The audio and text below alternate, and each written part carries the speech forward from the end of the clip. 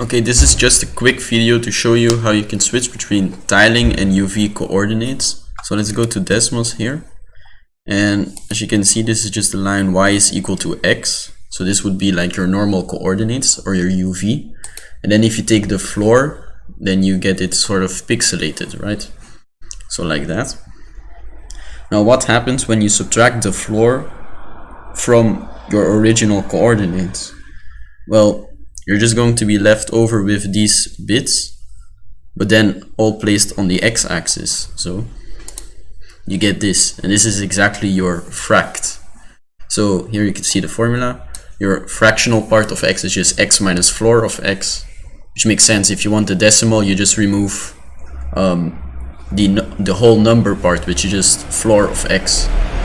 And then the same thing here, floor of x is just x minus fract of x. Now this may seem pretty trivial, so here you can see I just subtract the floor and I get the fractional part, or I subtract the fractional part and I get the floor, right? So these two are the same. Now, for example, in the Hexagrid, you can do exactly the same thing. So if you go into the node group, I changed it a bit, and an updated version is on the drive as well.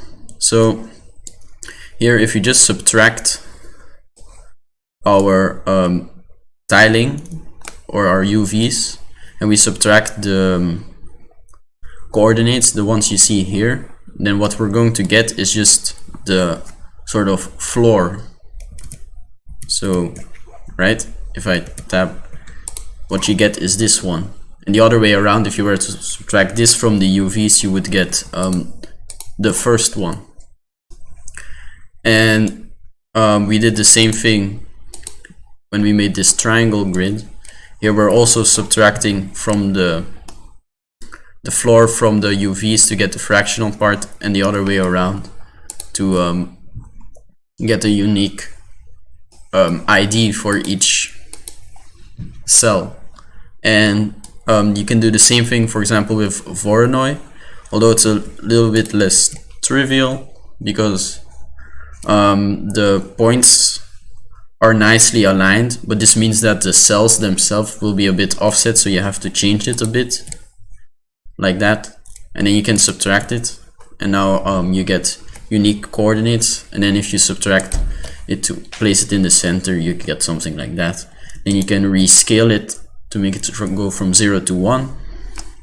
Then, for example, if you take the length of that one and then multiply it, you get the exact same thing as just taking the distance output here. And for example, you can do some things like this, where you get circles based on the Voronoi pattern. So if I change the randomness, both of these to 0.5, for example, there we go. And this is 3D. And then changing the scale.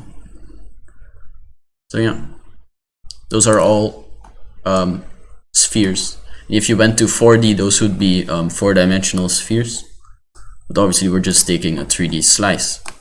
Well, that's all. Thanks for watching.